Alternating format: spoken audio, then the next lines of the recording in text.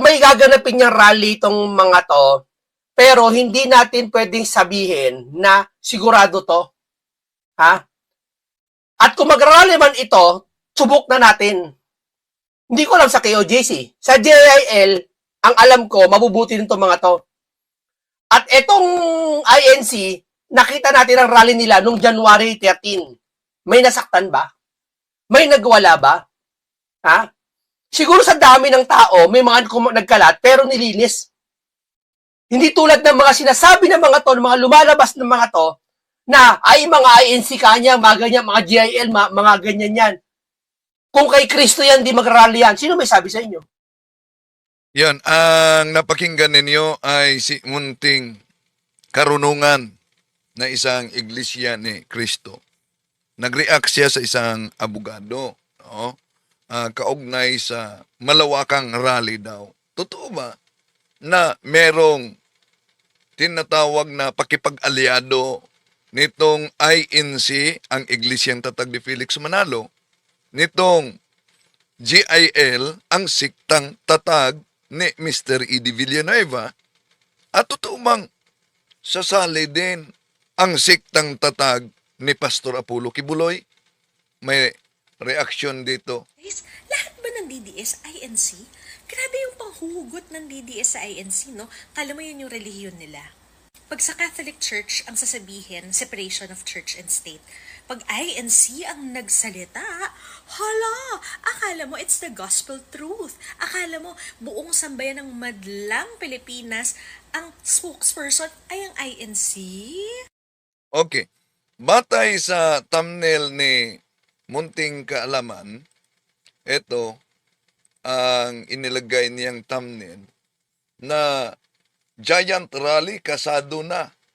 Kulto daw ang INC at KOGC, GIL, Palasyo, nagpapanik na. Yun ang thumbnail niya. So, bago tayo pasok sa punto por punto, dahil ako ang inatasan din ngayon na magtalakay kaugnay sa mga atake sa Iglesia ni Kristong kay Felix Manalo sa ating aral. Totoo kaya na may sanib puwersa sa rally na gaganap November 30 ba yun? Sa Iglesia ni Kristong kay Felix Manalo? Sa GIL na kay Edi Villanueva? Sa KOGC na kay Stop Kibuloy? Totoo kaya? Una, ano ang ipinaglaban sa grupo ni Pastor Apollo Kibuloy? Anong pinaglaban nila? Anti-corruption. Tutulan ang corruption. Pero, mas mabuti siguro na ipakita muna ni Pastor Apollo Kibuloy na talagang wala siyang kasalanan sa mga patong-patong na kaso na kinaharap niya. Ganon din sa GIL. Ano po ba ang kaso ngayon na kinaharap ni Senador Joel Villanueva? Di po ba sinampahan na siya ng kaso? Dapat din patunayan niya sa korte na inosente siya sa naturang kaso. At di ba tutol ang INC sa mga politikong kurakot?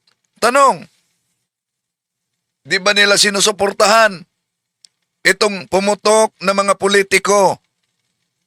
Di po ba kahit si dating Senador Bong Revilla, tuwang-tuwa noon dahil nakuha niya ang suporta sa INC. Okay.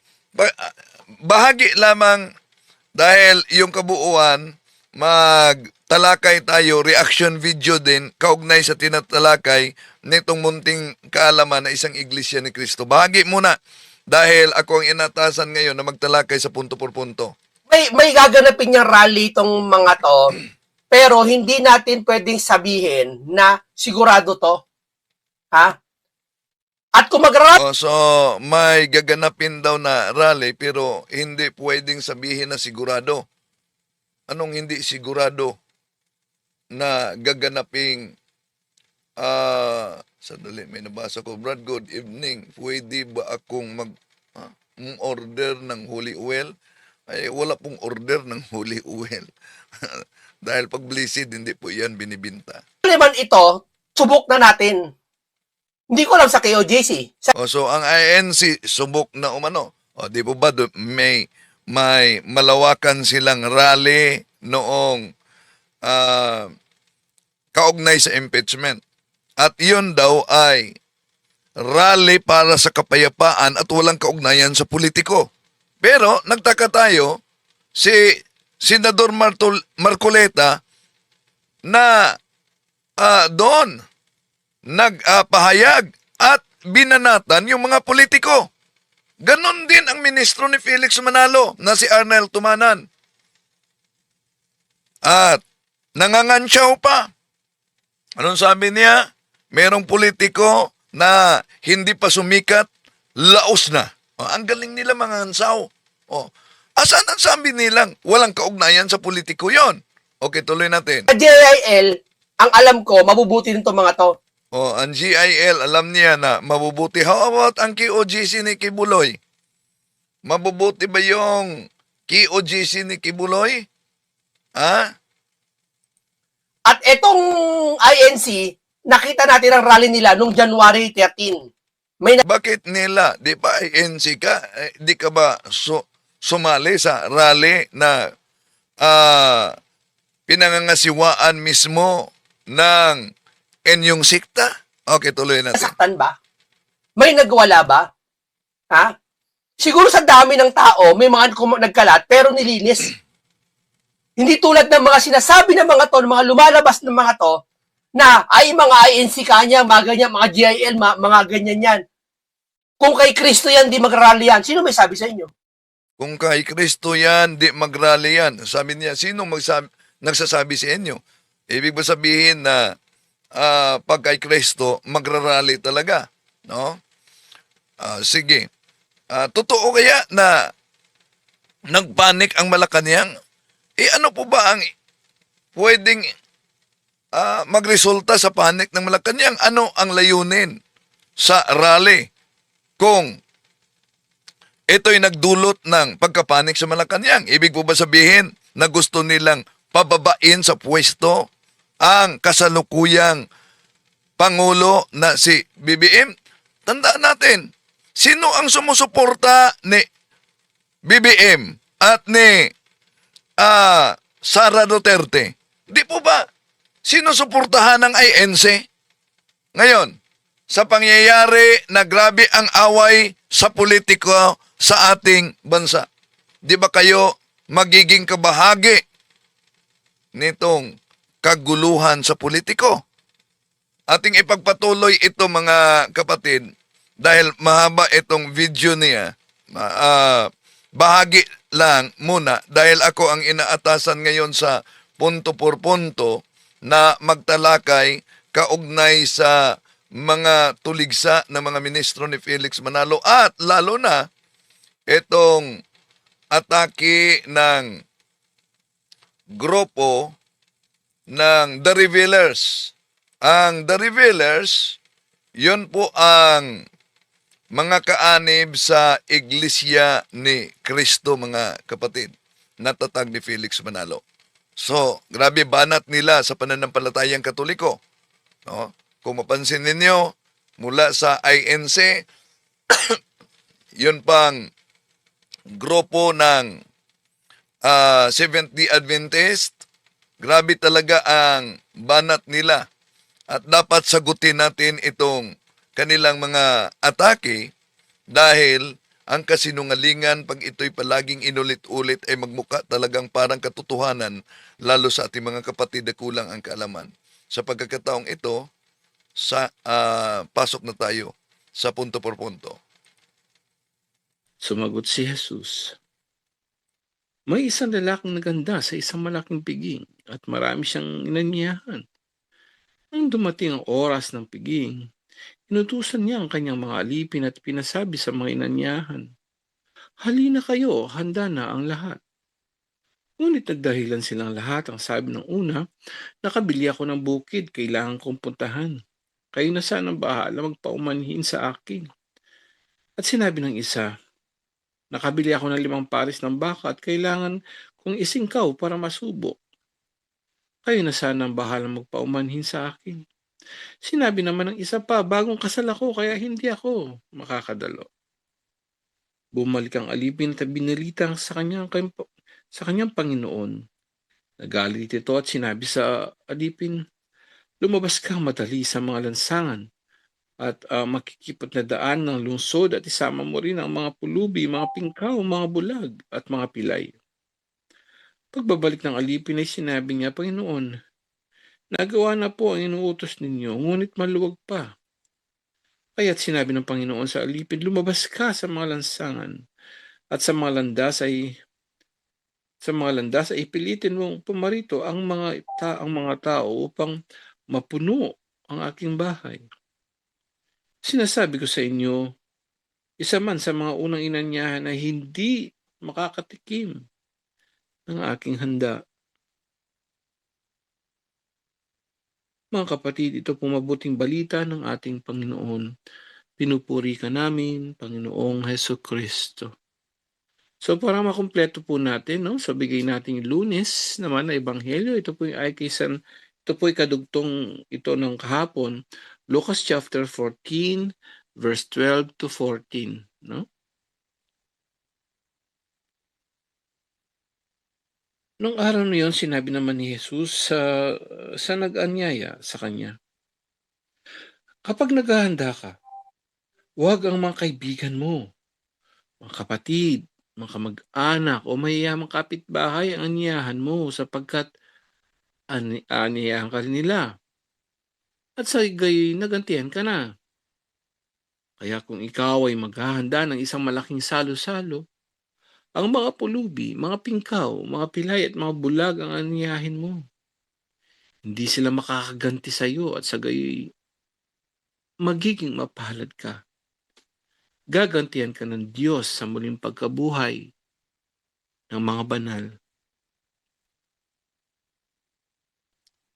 Mga kapatid, ito pong mabuting balita ng ating Panginoon. Pinupuri ka namin, Panginoong Hesukristo. So, yung kahapon po, no, kakaiba.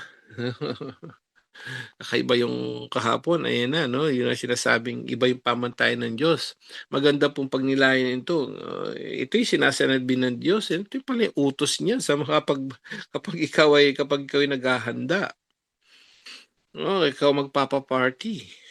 Alam niyo po sa kultura nila, bakit niya po sinabi to? Sa kultura ng mga Hudyo, no, mga Pariseo, usually po, alam niyo po ba, na pagka sila ay naghahanda, mahilig sila sa handaan actually. At kapag naghahanda daw po sila, ayon sa tradition, sila po ay naghahanda actually hindi lang sa loob ng bahay yung no? Ang ginagawa nila sa labas. So, para makita ng mga tao na kung sino yung mga bisita. So, ganun yung style ng mga Hudyo noon pa. Kaya nga, kumbaga pasikatan. Although ngayon, ganun din naman, di po ba? Sa panahon ngayon, grabe, no? Kalbala, artista ka. Mga artista, producer pa. Pinapakita pa sa TV, Hindi lang doon sa bahay nila na ginagawa. Talagang social media talaga. No, may nakita nga ako, billionaire, India's billionaire, no? Mga inanyahan niya pa si Beyonce, no? Tsaka mga world richest men in the world, inanyahan niya si Bill Gates yan. And ilang billion ilang billion siguro yung nagastos niyang peso, no? Pero imagine niyo yun, ginastos lang yun sa isang araw. Nang dapat ang daming napakain ng mga may hirap. Amen? Iba talaga. Kaya konti talaga madidigtas. Ito po yung sinasabi natin ngayon. Kakaiba naman.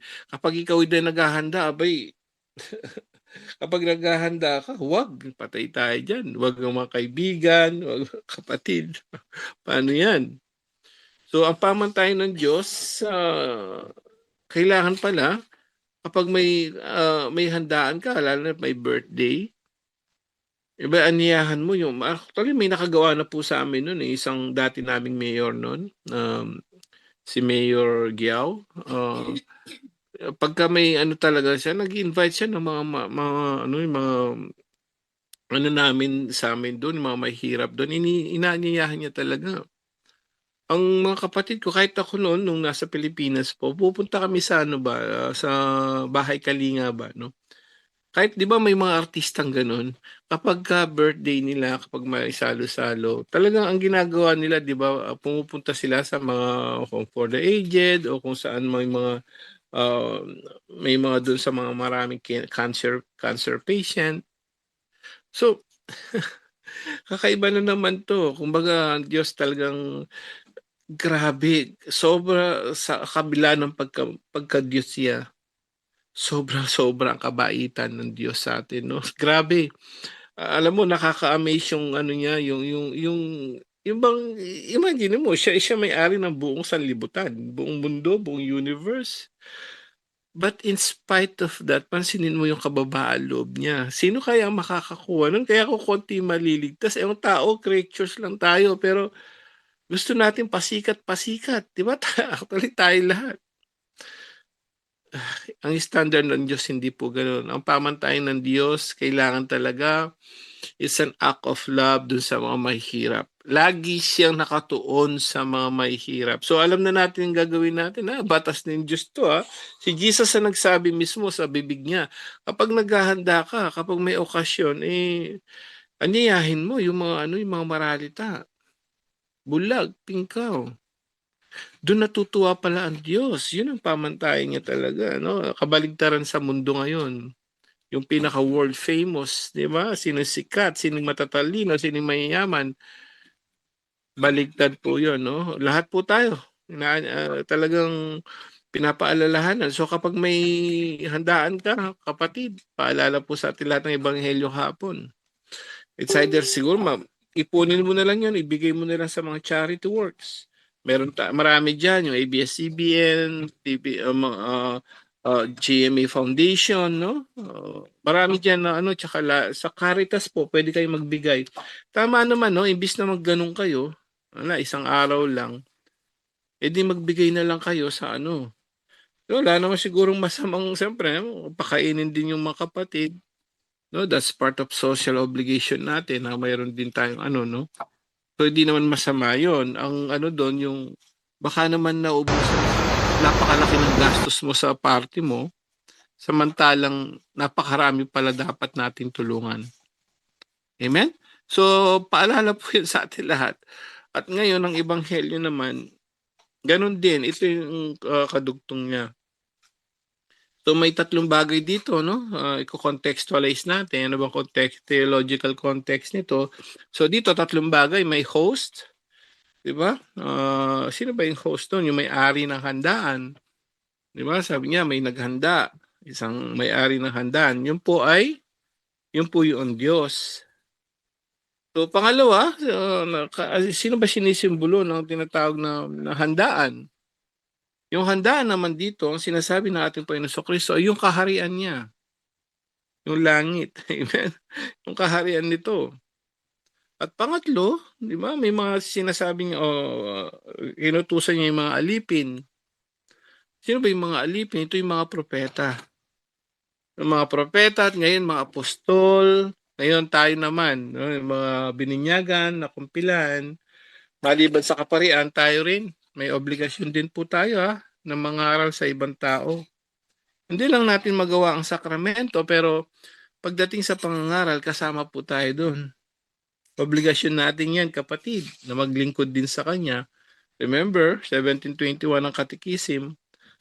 Our purpose here is to know, to love, and to serve God. When you serve God, kasama na yun, you serve people. So, dito, pag kinontextualize natin, yun nga po yung ibig sabihin nun. At the same time, sino yung mga taong inanyayahan naman? Ito yung mga Israelita noon, kung maalala mo, no? So, yung mga Israelita, konti lang tumugon. Tapos sinabi niya, baka yung iba, mga pingkaw pa rin, yung mga ano. So, yung iba, sumunod. Pero, sabi ng alipin, kulang pa po, Panginoon, nagawa po namin lahat, ngunit maluwag pa. Sino ba yung sinasabing maluwag pa? No? Nung sinabi niyang maluwag pa, kapatid, sa mga nakakaalam, ito daw po ay sumisimbolo sa mga hentil. Sino yung mga hentil? Yung mga hindi Israelita. So ito po ay sinasabihan ng mga Israelita, mga hentil, imbitahan mo rin. Kasama na po tayo doon, no? Yung mga hindi Israelita. Inaanyayahan tayo. Pero talagang yung mga inanyahan, anong sabi dito? Nakabili ako ng bukid, kailangan kong puntahan. Ano? Kayo sanang bahala magpaumanhin. Ang daming mga excuses. 'Di ba? May kasabihan tayo, kapag gusto, may paraan, 'di ba? Kapag ayaw, napakaraming dahilan. Delikado 'yon. Alam po, although marami tayong experience na ganyan, pero may isa kaming nung karating lang po namin dito sa Japan, no, pumupunta kami doon sa isang malayo-layo ritong simbahan dahil English po 'yon noon. 3 years, 4 years ago. Tapos mayroon kaming isang sister doon na minsan pahay-hay lang, pakwento-kwento ang konti. Later on po, dito na kami may nakita kaming malapit na simbahan, dito na kami nagsisimba. Alam niyo po, ito sister na to, nung pagbalik namin doon, once a month, nag-aano po kami, nagko-confess doon sa mga pari doon, nag-i-English kasi, no? Mas madali kasi sa English. Alam niyo po, no? Tinitingnan niya akong gano'n. Sabi niya, Bro Angel, sabi niya gano'n, ikaw ba yung sa punto por punto? Sabi niya gano'n. Sabi ko, bakit po? Sabi ko gano'n. Kasi sabi niya, parang may nakita ako doon nung naano ko doon sa kay Bro Wendell, tapos napunta ako kay Adrian Milag, tapos napunta ako sa punto por punto, sabi niya. Tapos may narinig ako, may nakita ako doon, yung kamukha mo sabi niya, tapos si Angel, yung sumasagot. Ikaw ba yun? Sabi niya sa akin. So sabi ko, nung sinabi kong, opo ako yun, kinilabutan, ikaw ba yun? So nagkikinig po pala kayo. Yun sinabi ko. Ituloy niyo lang po. Sabi niya, ang galing, no? Ganito, nag-aaral ba talaga kayo? Ganito. Opo, sabi ko. So, makinig po kayo, ha? So, pag-anyaya yun, ayon sa ebanghelyo natin. Alam niyo, after how many months, nung magkita uli kami, 1 month, 2 months, nung makita namin si sister, tinanong ko, Sister, nakikinig pa rin po ba kayo? Ganun din. Ang sabi niya, kasi ganito kasi ganun. Ang dami na namin ganun na una, sabik na sabik. Later on, ang dami ng dahilan. Paalala sa atin lahat, kapag gusto, may paraan. Kapag ayaw, maraming dahilan. Napakadelikado ng maraming dahilan, no? Katagagay na nangyayari, hindi natin alam kung anong oras darating ang kamatayan ng tao. Tayo lahat. Tingnan mo, pagkatapos po na lindol ngayon, anong nangyari? Baha naman. Wake up call for us, kapatid. Sana, yung handaan. Nandiyan na yung handaan Nandiyan na yung mga alipin tayo, mga propeta, mga tagapamalit ng mabuting kaligtasan. Sana po kapatid, wag na nating anuhin. Sabi nga ko, konti na lang panahon para nakikita natin palala ng palala sitwasyon. Baka sooner or later tayo naman ang tawagin biglaan. Halina't magsisi, magbalik loob. Para sasabihin niya, pagdating ng araw, kung tayo naman ang tinawag, tayo naman po ay kung handa na, sasabihin ng Diyos sa atin, halika, welcome to my kingdom. Amen. Yun lang po. Naway gabay tayo ng Banal na Espiritu ngayong gabing ito. To God be the glory. Salamat po. Back to you, Bro John Doe. And God bless po sa ating magtatapik ngayon. Walang iba kundi si Brother Wendell Malibong. Bro John Doe, back to you po. Okay, thank you sa iyo, Brother Angel. And then natin silipin ngayon kung nandiyan na ba si Brother Wendell sa Zoom. Wait lang ha. Silipin ko muna dito ha. Ayan. Okay, Brother Wendell. Good evening sa iyo, Brother Wendell.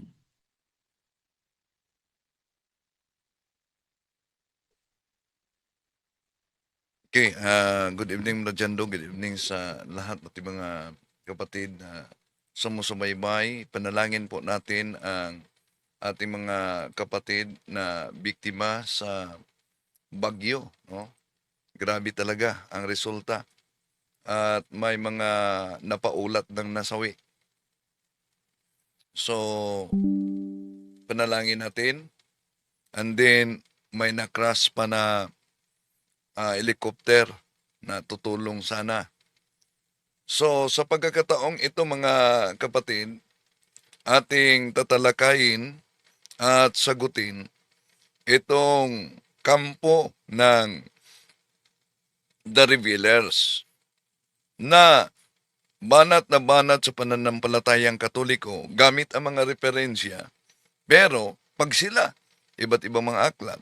Pero pag maipit, ang ginagamit nila ay, ang hahanapin nila ay Biblia na. Si San Ignacio daw, ayon sa taga-revealers na iglesia ni Kristong Tatag ni Felix Manalo, ay alagad daw ng Diablo. Eto. Ang tanong mo, kung hindi alagad ni Juan, kaninong alagad si Ignacio? Napakadali lang ng sagot dyan. Si Ignacio ay alagad ng Diablo. Bakit? Sino ba ang Diyos na itinuro ni Ignacio? Di ba't Diyos na may 3 persona? Sino ba ang Diyos na itinuro ng mga apostol? Hindi ba't ang Ama lamang? Kaya ang Diyos na itinuro ni Ignacio, Diyos-Diyosan. Kanino bang alagad ang naglilingkod sa Diyos-Diyosan? Di ba't alagad ng demonyo? Yan. Ang pahayag ng taga-revealers at ito isa-isahin natin. No, ang Trinity, Diyos-Diyosan. Di kung ang Trinity, Diyos-Diyosan, lalabas pati ang Ama, Diyos-Diyosan na. Para sa kanila, ang ating Panginoon Jesucristo, Diyos-Diyosan. Oh, yon ang aral sa Iglesia ni Manalo. Tuloy natin. Ito naman ang tanong ko sa iyo, Mr. Wendell Talibong.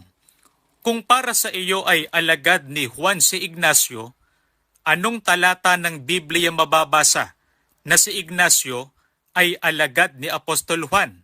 Sagutin mo yan. Oh, yan. Anong talata daw ng Biblia na mabasa na si San Ignacio ay apostol ni San Juan?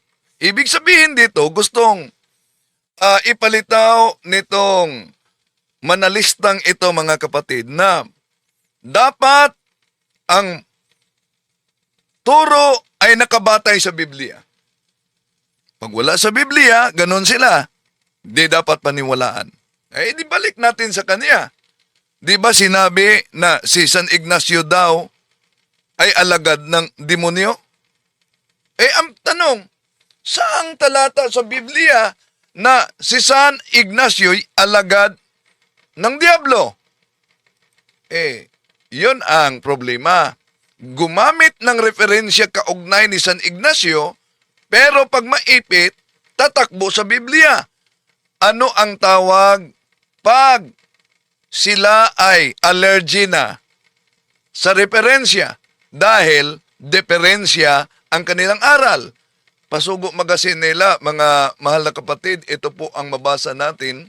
1961, sa Pangulong Todling ito, sa pahina 1, nakasulat, malalantad ang kabulukan, kaya ayaw ng mga referensya.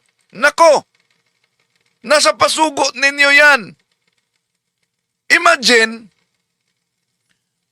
ang kanilang aral, gusto nilang ipalitaw na si San Ignacio ay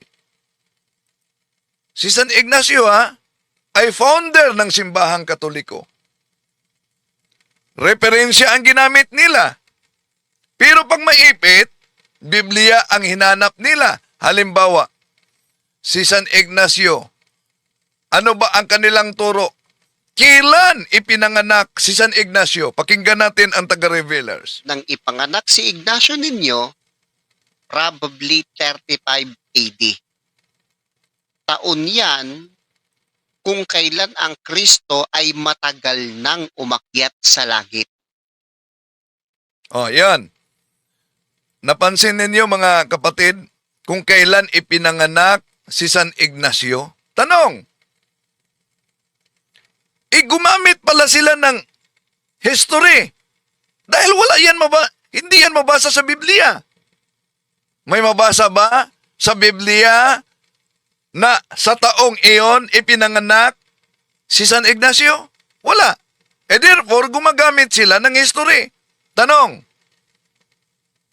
Kung gumamit kayo ng history, kaninong alagad si San Ignacio? Balikan natin ang kanilang pasugo, mga kapatid. Alam nyo, itong pasugong ito, itong dahilan na natataranta ang mga miyembro ng The Revealers. Bakit?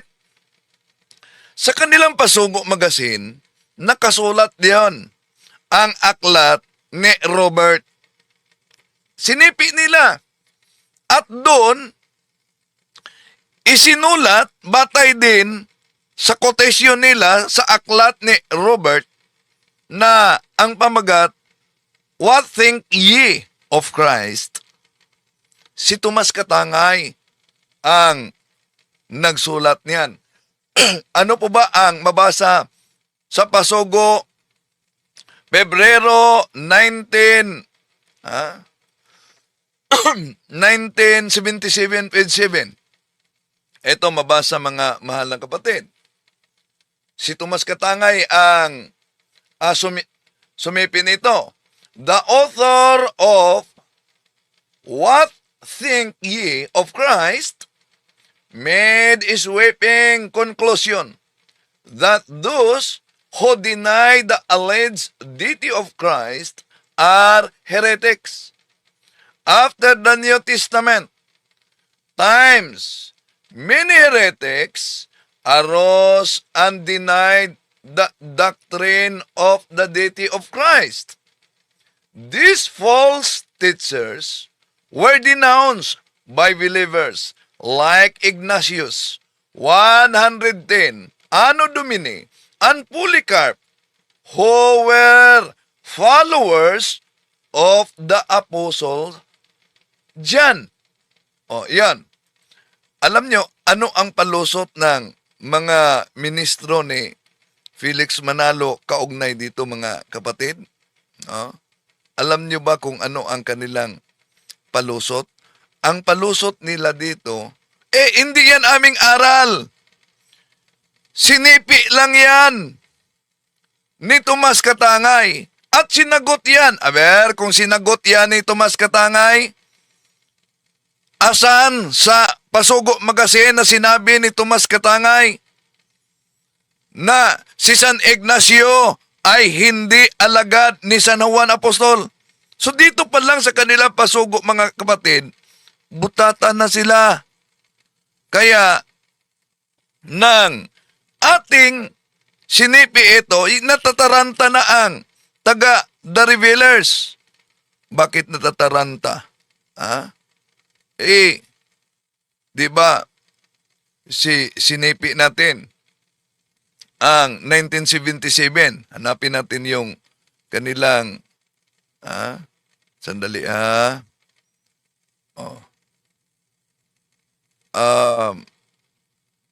natataranta dahil ang ipahanap ay 1997. Naku, ang layo. Bakit? 1977, pagkatapos 1997 ang ipahanap. Natataranta. Hinanap ko pa ang naturang pahayag, mga kapatid, kaugnay diyan. Okay. So, balikan natin.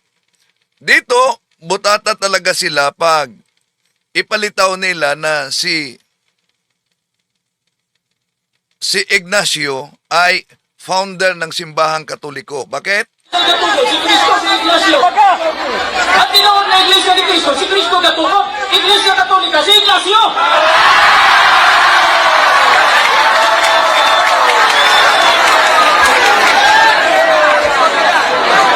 Kay imo man dyong ipamugos nga si San Ignacio may nagtuko Oh, so, dyan mga kapatid, pansinin ninyo, ang mga ministro ni Manalo, gusto nilang igiit na si San Ignacio ang nagtatag sa simbahang katoliko. Ito ang argumento.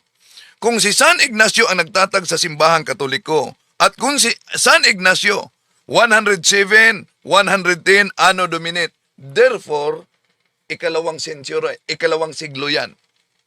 Pero paano nila tutulan itong nakasulat sa kanilang Pasugo Magazine?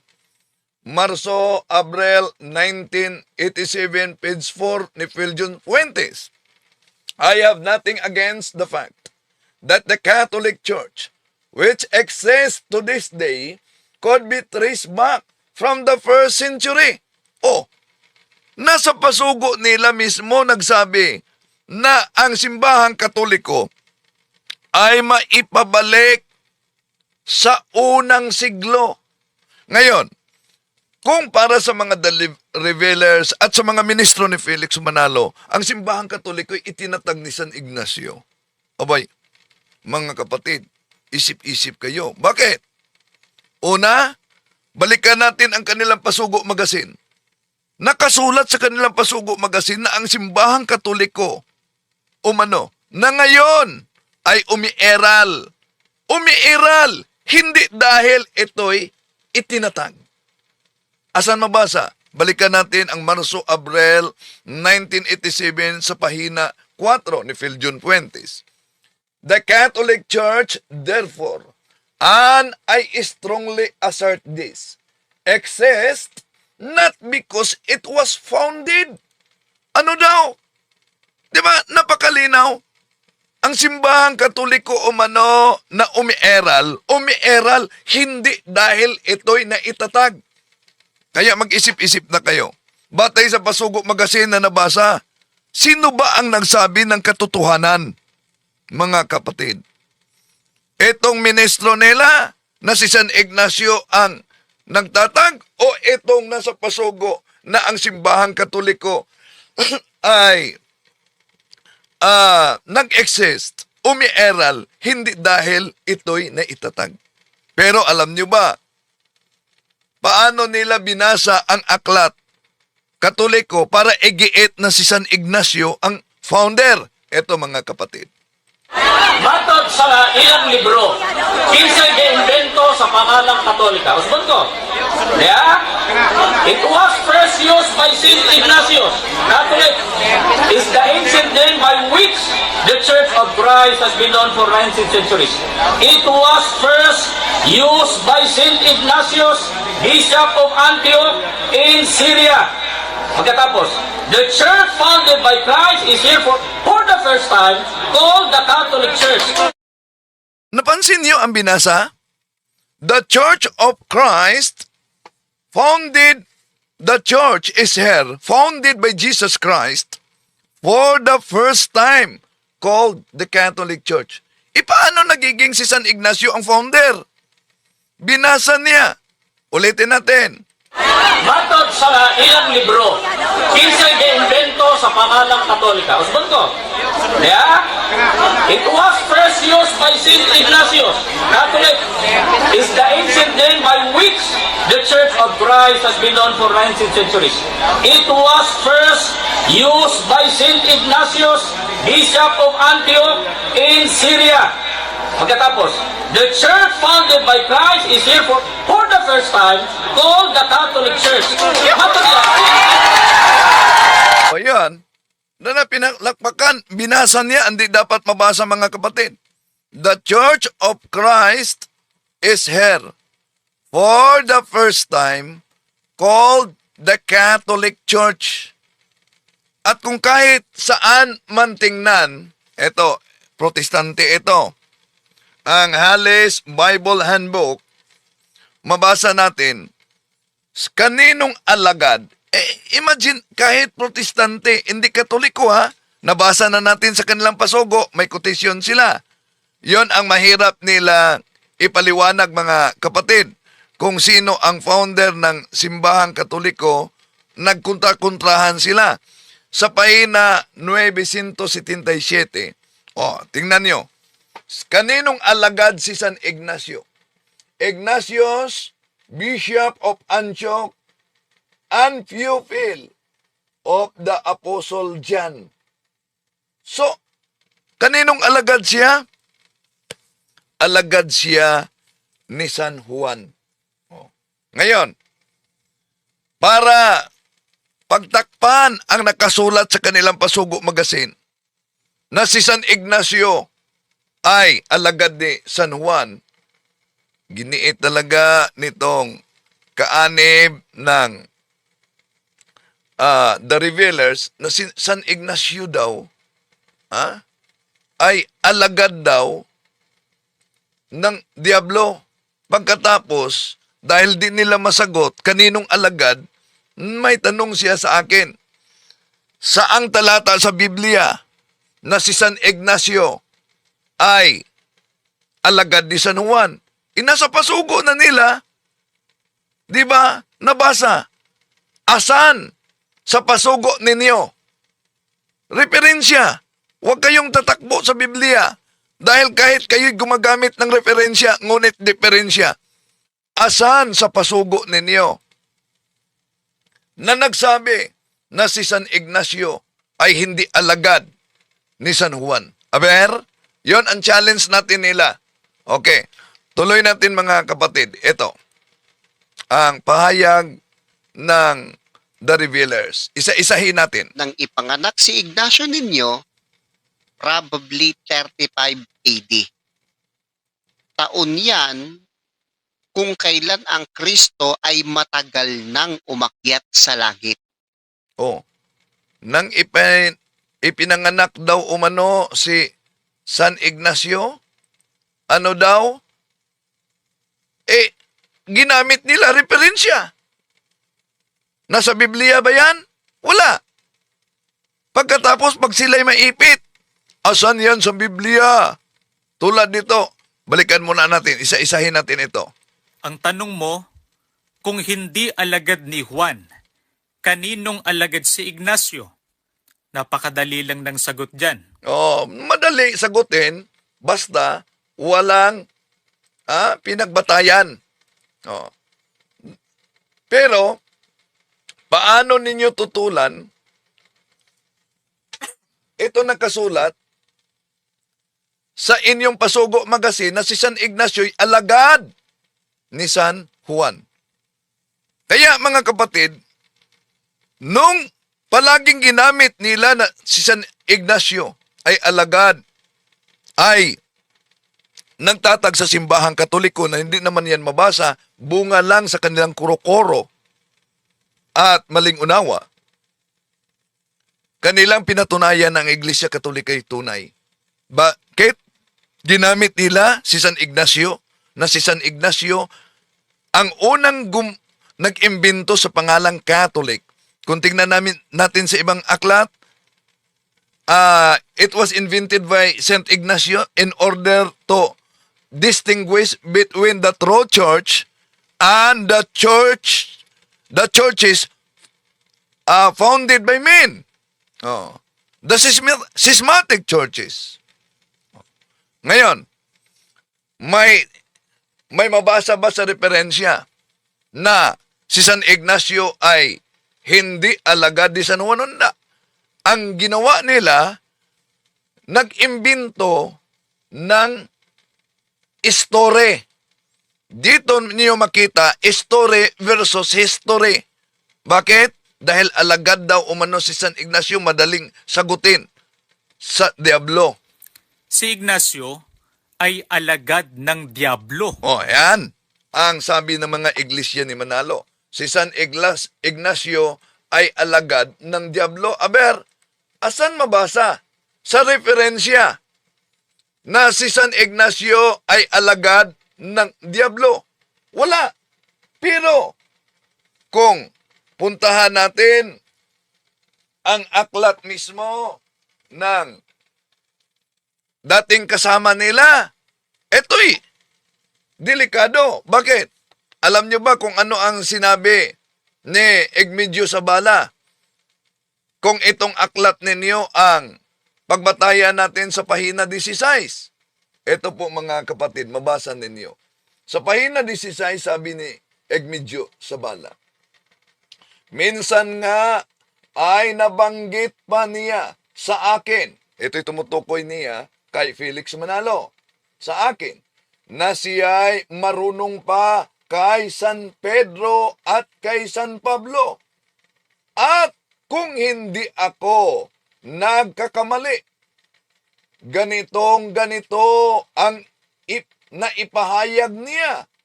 Ang iglesyang ito'y hindi sa Diyos, kundi sa Diablo. Nako, delikado. May batayan tayo sa aklat na ako ay naging ministro ng Iglesia ni Cristo. Kaya, ibalik natin. Buti tayo, may batayan. Dating kasama nila, narinig niya personal knowledge galing kay Felix Manalo na nagsabi, ang iglesyang ito ay hindi sa Diyos, kundi sa Diablo. Ngayon, nang sinabi nila na si San Ignacio ay alagad ng Diablo, asan mabasa sa history? Asan mabasa sa referensya? Yon, diyan ninyo makita mga kapatid na diferensya talaga ang kanilang aral. No? Diferensya ang kanilang aral. Okay, tuloy natin. Bakit si San Ignacio daw ay alagad ng Diablo? Tuloy natin. Bakit? Sino ba ang Diyos na itinuro ni Ignacio? Di ba't Diyos na may 3 persona? Sino ba ang Diyos na itinuro ng mga apostol? Ona, ang itinuro ni San Ignacio, Diyos na may 3 persona. Sige nga, magbasa kayo sa Biblia. Asan mabasa sa Biblia na ang nagturo na Diyos na may 3 persona ay Diablo? Ganon mag-imbento ang mga ngaral sa Iglesia ni Manalo. Tuloy natin. Hindi ba't ang Ama lamang? Yan. Sino daw umano ang itinuturong Diyos ng mga apostol? Hindi ba ang Ama lamang? The Father alone. May mabasa ba kayo na the Father alone? Wala. Sila mismo. Dinagdagan nila. At tandaan natin mga kapatid na ang Holy Trinity na may 3 persona, nag-exist na ito kahit sa Lumang Tipan. Bakit sinabi natin kahit sa Lumang Tipan? Basahin natin ang King James Version. Ito ang mabasa sa King James Version, Isaiah chapter 48 verse 16. Come ye near unto me. Hear ye this. I have not spoken in secret from the beginning, from the time that it was. There am I, and now the Lord God and His Spirit hath sent me. So napansin niyo ba ang talata, mga kapatid, na ginamit natin sa Lumang Tipan? Mapansin ninyo? Una, may mabasa tayo. There am I. Sino itong there am I?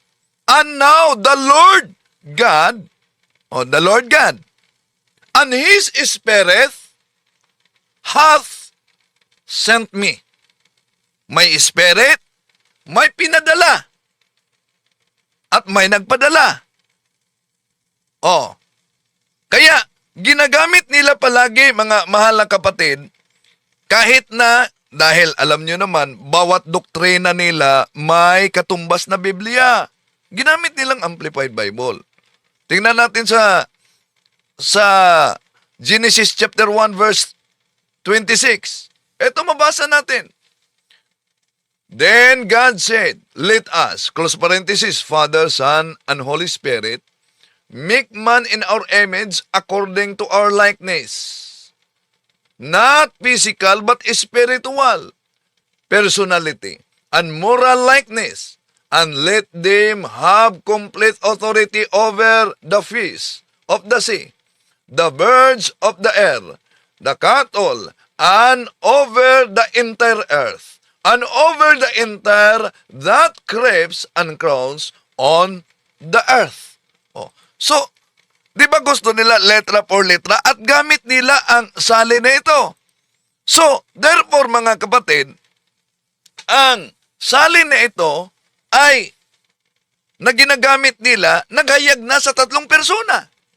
Pero 3 Diyos ba yan? Hindi. At maliban dyan mga kapatid, sa Mateo Kapitulo 16, Mateo Kapitulo 3, versikulo 16-17, makita natin yan, na inihayag ang 3 persona sa binyag ng ating Panginoon Jesucristo. At ginamit din nila yung The Voice Bible. Ginamit nila yan. Anong mabasa natin sa The Voice? Diyan sa Mateo Kapitulo 28:19. Ito, go out and make disciples in all the nations, ceremonially wash them through baptism in the name of the triune God, Father, Son, and Holy Spirit. Oh, di ba? Sila gumagamit ng iba't ibang salin para suportahan ang kanilang doktrina. So, pansinin ninyo ang binanggit sa Biblia, mga kapatid, tungkol sa bautismo. Di ba? Nandyan ang konsepto sa Trinity, Triune God. Dahil binanggit ang 3 karakter, ang 3 persona, sa iisang pangalan, singular name. Baptize them in the name. Hindi po sinabi na plural. Baptize them in the names. Name po. Bakit?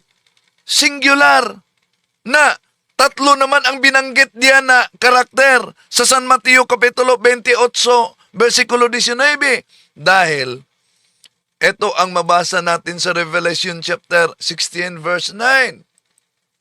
People were burnt by the scorching heat and blasphemed in the name of God who had power over these plagues, but they did not repent or give him glory. So, name referring to God. So, iisang Diyos, ngunit 3 persona. Dito, matanggap ng mga INC, mga kapatid. Ha? Kung paano na ang singular name na patungkol sa pangalan ng Diyos, name of God, ibig sabihin, God's name, singular name. Pero, nandyan ang 3 karakter, ang 3 persona, Ama, Anak, Espiritu Santo, Mateo 28:19, mga kapatid. So therefore, very biblical ang aral sa nag-iisang Diyos na may 3 persona na tinatawag nating Holy Trinity, mga kapatid. Ha? Ang tanong, ang Ama ba ay Diyos? Napakalinaw yan, mga mahal na kapatid, sa mabasa natin sa John chapter 6, verse 27. But don't be so concerned about perishable things like food. Spend your energy seeking the eternal life that the Son of Man can give you. For God the Father has given me the seal of His approval. Say, ang Ama ay Diyos. Tanong, kung ang Ama ay Diyos, si Panginoong Hesus ba ay Diyos? Ginagamit din nila ito na salin. Ang salita ng buhay. Ito ang mabasa natin. Wala pang nakakita sa Diyos, Ama, kahit kailan. Subalit, ipinakilala siya sa atin ng Diyos, Anak. Di ba? Ginamit nila yan na salin. Pagkatapos, di nila paniniwalaan ang ating Panginoong Hesus ay Diyos. Maliban diyan. Ano pa na talata na nagpatunay ng ating Panginoon Jesucristo ay Diyos? Ito, ang mabasa sa Tito Kapitulo 2, versikulo 13. Nahintayin yaong mapalad na pag-asa at ang pagpapakita ng kaluwalhatian ng ating dakilang Diyos at tagapagligtas na si Hesus Kristo. Ngayon, ang tanong mga kapatid, ang Ama ay Diyos. Nabasa din natin, ang Anak ay Diyos. Ang tanong, ang Espiritu Santo ba ay Diyos? Ito din ang mabasa natin sa Gawa Kapitulo 5, versikulo 3 hanggang 4. Ngunit sinabi ni Pedro, Ananias, bakit pinuspos ni Satanas ang iyong puso upang magsinungaling ka sa banal na espiritu at magsabi at magtabi ng bahagi ng halaga ng lupa para sa iyong sarili? Nang ito ay nananatili pa sa iyo, hindi ba ito ay sa iyo? Nang ito ay ipinagbili, hindi ba ito ay nasa ilalim ng iyong kapangyarihan? Bakit binalak mo ang bagay na ito sa iyong puso? Hindi ka nagsisinungaling sa mga tao, kundi sa Diyos. Napansin niyo ba ang sabi sa talata? Ang sabi diyan sa 3. Sabi diyan, ngunit sinabi ni Pedro, Ananias, bakit pinuspos ni Satanas ang iyong puso upang magsinungaling ka sa banal na espiritu? Sa huling bahagi, hindi ka nagsinungaling sa mga tao, kundi sa Diyos. Ang Ama ay Diyos. Ang Anak ay Diyos.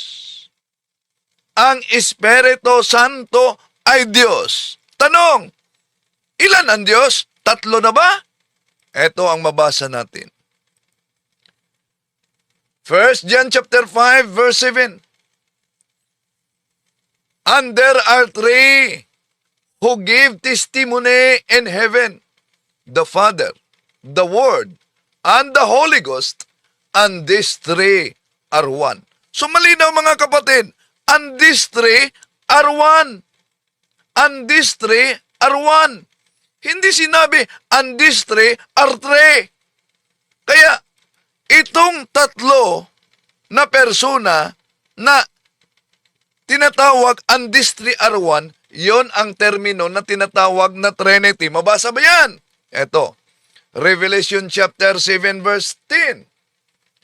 And in a loud voice, they cried out, saying, Salvation belongs to our God who is seated on the throne, and the Lamb. Our salvation is the Trinity's, to give unto God the Trinity we owe our deliverance. O, sino ang nagsabing hindi mabasa sa Biblia ang Trinity? Baka sabihin naman nila mga kapatid, di yan pwede. Dahil mabasa, piki yan na Biblia, tampered yan na Biblia. Nako, hinahanap nilang mabasa. Pagkatapos, pag may mabasa, dahil kontra sa kanila, hindi yan pwede. Hindi yan pwede tatanggapin natin mga kapatid. Bakit? Tampered yan. At para tutulan nila, mga mahal na kapatid, palagi pa nilang ginagamit itong Discourses of the Apostles' Creed. Bakit? Ano po ba ang kanilang ginagamit dito? Imbento lang umano. Ang pagka-Diyos ng ating Panginoong Hesus, ayon sa aklat na ito, ginawang Diyos at lalo na ang Espiritu Santo. Pakinggan natin. Isang kahangalan po ang doktrina ng tinatawag nilang Trinidad. So, isang kahangalan ayon sa ministro, ang doktrina na tinatawag na Trinity. Asan mabasa sa Biblia na isang kahangalan ang doktrinang Trinity? Di po ba? Para sa kanila, libre silang magpahayag kung ano-ano kahit di mabasa sa Biblia. Pero pag sila'y maipit, lalo na kay San Ignacio, doon hahanap sila ng Biblia. Ngayon, binanggit ng ministrong ito na ano daw ang doktrina ng Trinity? Kahangalan po ang doktrina ng tinatawag nilang Trinidad. So, isang kahangalan daw ang doktrina na tinatawag na Trinidad. O di, asan mabasa yan? Sa Biblia, na ang Trinidad ay isang kahangalan. Grabe ito. Tuloy natin. Ano pa po ang dapat makatawag ng pansin sa ating lahat tungkol dyan? Ano daw ang makatawag ng pansin kaugnay sa Trinity? Eto, ginagamit nila ito sa panahon pa ni Felix Manalo, mga kapatid. The Apostles' Creed by Clement H. Crack. Sa doktrina ng tinatawag po nilang Trinidad, isa pa pong aklat ang aming babasahin, pinamagatang The Discourses on the Apostles' Creed.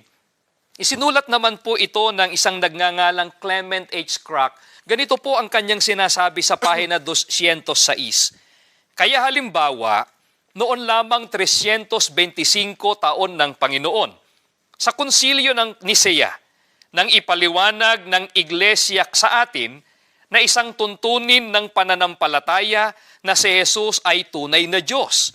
Noong 381, sa konsilyo ng Constantinopla, ipinaliwanag na isang tuntunin ng pananampalataya na ang Espiritu Santo ay Diyos.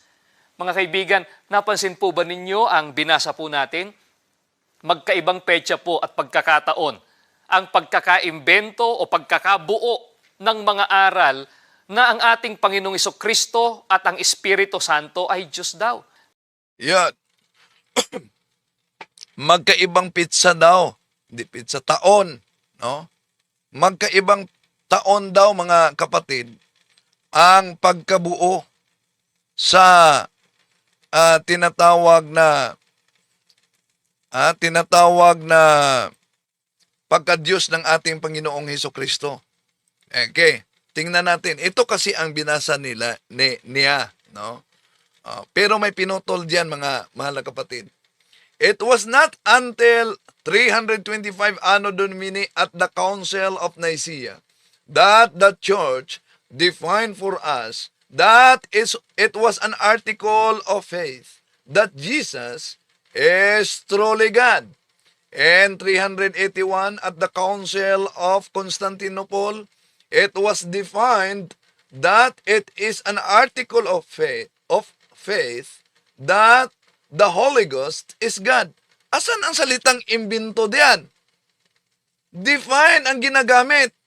Ang define, hindi yan imbento. May karugtong na iniwasan nila. Ito po, mga mahal na kapatid.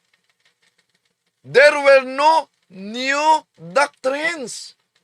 It was only after they were being denied that the church reaffirmed and made clear that had been taught, what had been taught by Christ and His apostles. Yun pala ang ibig sabihin ng idineklarar, hindi ito bagong doktrina.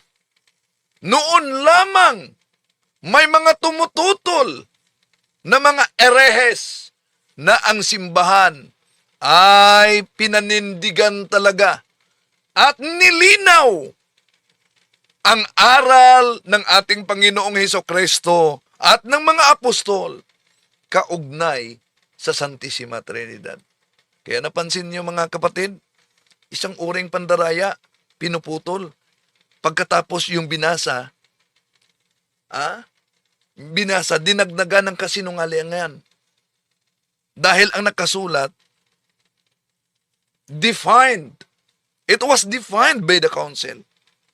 Ang pahayag ay, it was invented. Ang layo, di ba? Kaya, kung kasinungalingan na sa simula, kasinungalingan na sa lahat at kasinungalingan sa unawa. Mag-ingat dahil ang kasinungalingan, ama niyan, Juan 8:44 ay ang Diablo. Diba? Napatunayan na natin sa ating pagtalakay, mahal na kapatid, na ang Trinity ay mabasa sa Biblia at yung pagka-allergy nila ng Pasugo Magazine, napatunayan na natin sa Pasugo Magazine, 1961 page 1, na nalalantad daw ang kabulukan, kaya ayaw sa kasaysayan sa referensya. At napatunayan na natin, 1977, pahina 7, na sa kanilang Pasugo Magazine, na si San Ignacio ay alagad ni San Juan Apostol. At napatunayan na natin, mali ang sabi nila na si San Ignacio ang nagtatag sa simbahang Katoliko dahil sa kanilang Pasugo Magazine, Marso-Abril 1987, pahina 4, sinabi na ang Katoliko ay umiiral ngayon, hindi dahil ito'y naitatag. Ayan, napatunayan na din natin mga kapatid kung sino ang tinawag na iglesia sa Diablo. Ayon sa aklat na ako ay naging ministro ng Iglesia ni Cristo sa pahina 16. Nakasulat yan mga mahal na kapatid. Napatunayan na din natin na ang tatlong personay nag-exist na sa Isaias Kapitulo 48, versikulo 16. At mabasa din sa Amplified Bible na ginagamit nila sa Genesis Kapitulo 1, versikulo 26. At napatunayan na natin gamit ang The Voice Bible na may mabasa sa Mateo 28:19-20 na Triune God. Napatunayan natin, mga mahal na kapatid, na ang Ama ay Diyos. Juan Kapitulo 6, versikulo 27. Napatunayan natin na ang anak, ang ating Panginoon Jesucristo ay Diyos. Juan Kapitulo 1, versikulo 18. Napatunayan natin na ang Espiritu Santo ay tinatawag na Diyos. Gawa Kapitulo 3, versikulo 4. At ito na tatlo, Ama, Anak, Espiritu Santo, napatunayan natin ayon sa Juan Kapitulo 1 John chapter 5 verse 7 na these three are one. At itong these three are one sa Amplified Bible, tinatawag sa Revelation chapter 7 verse 10, Trinity. Kaya, sino ngayon ang nagturo sa sinabi nilang kahangalan? I am Catholic, I am alive, I